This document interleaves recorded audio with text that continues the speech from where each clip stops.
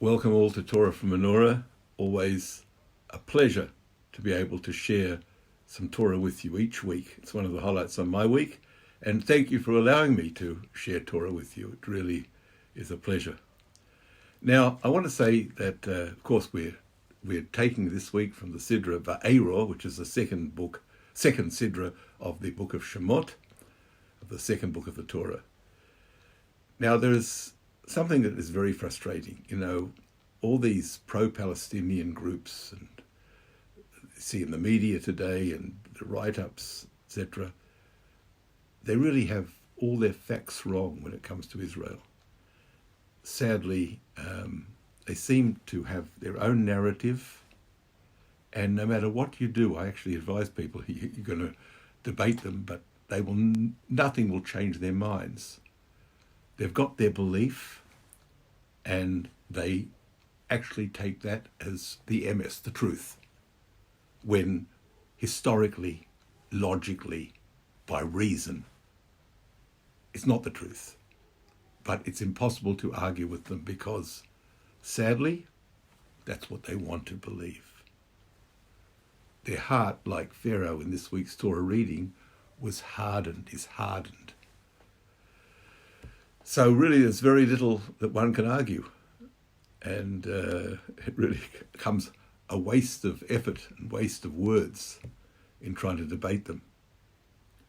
I was particularly saddened today when I read the front page of The Australian, as we see here, where it says that radical Indigenous leaders to embrace Palestinian cause on Invasion Day. Of course, Invasion Day is Australia Day on the 26th of January, and radical Indigenous leaders are going to support the Palestinian cause on that day because they identify with the Palestinian cause. Well, we know that's wrong.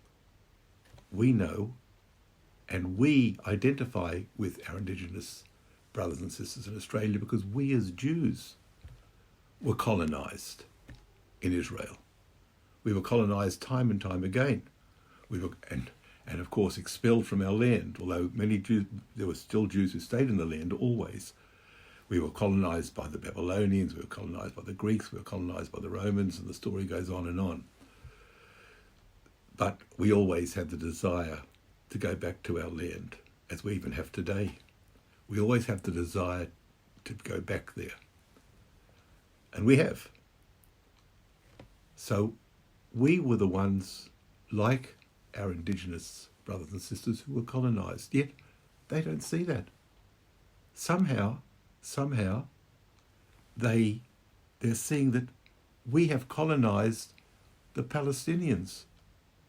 It's illogical. It's historically wrong. It's by reason. And if you look at the Bible, and if you look at many other facts of history, it's totally wrong. They've got it totally wrong. Yet you can't convince them otherwise, because this is what they want to believe. It's sad. You know, even I've even heard recently that they want that, not the Indigenous people, but there are some who now want to say that Jesus was a Palestinian because he was born in Bethlehem. Well, how can that be? We know that the whole narrative behind Jesus was based on the fact that he was Jewish. So the whole story of Jesus becomes illogical if you say he was Palestinian. His teachings become illogical. Well, may I just say that I see this idea in today's Torah reading, in this week's Torah reading, where it says of Pharaoh, "Vayomru hachartumim el paro etzba Elokim," the advisors and the magicians of Pharaoh say to him, you know, it's the finger of God that is supporting the Jewish people. V'lo shoma alehem, he wouldn't listen to them. He wouldn't listen to his advisors. Vayomru, it says, "Vayomru hachartumim," and the sages said to him, the advisors said to him, and he wouldn't listen. It says, why wouldn't he listen? He wouldn't listen because Ko gedola hoyaso akshonosoi. He was an action. He was so arrogant in his belief, so stuck on what he wanted to believe, that nothing would convince him otherwise. It's frustrating. We try to convince these people. Nothing's going to convince them. But you know what will convince them? It's what eventually convinced Pharaoh. And what was that? When what he believed came back to bite him personally. When he saw eventually, through action and what happened at the end, that he suffered greatly as a result. And unfortunately, those who believe their own narrative, their own false narrative, sadly in the end, it will come back and destroy them,